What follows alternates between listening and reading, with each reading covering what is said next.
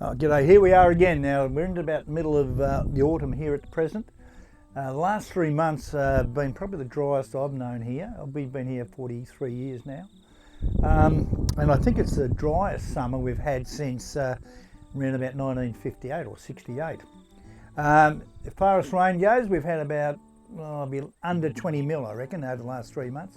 So very, very dry. So what that does, dries the pastures out and drops the quality of the feed out. So what we've had to do, or Luke has had to do over the last 3 months, is actually increase the amount of protein in the feed, which means he's brought in something they call Vetch hay. Vetch hay is very high in newt protein, around about 23-24%. Then on top of that, it's got very good megajoules, so the energy in it's very high as well.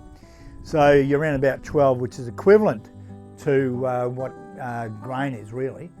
So he's feeding that out about 5 kilograms a day, and that's works out around about $400 a tonne. On top of that, he's feeding out silage as well. The silage he done back in September, and that's also very good quality as well. He got it early enough, plenty of green feed in it, a lot of clover as well. Then on top of that, he's feeding out about 7 kilograms of grain, so they're still being pretty well fed.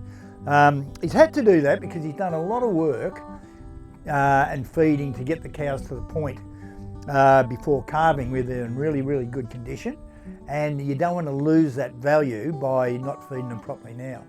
So very important that they're well fed, and hopefully when we do get a break, the cows will be still milking very, very well. So you just got to fill that gap in the meantime. The other thing with it now is the ground is very dry, it's starting to crack. We're starting to get a few crickets about, and with the crickets, what they do, they sort of chew a bit of grass as well. A lot of farmers will go out and sort of put out bait to poison them off.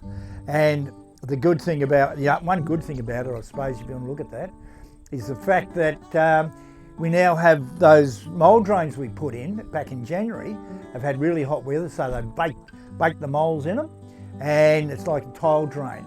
So when we do get the winter comes in and the rain comes in, they're going to be really good for dropping that the water table very quickly. So they're going to get good growth and all the rest of it. Okay.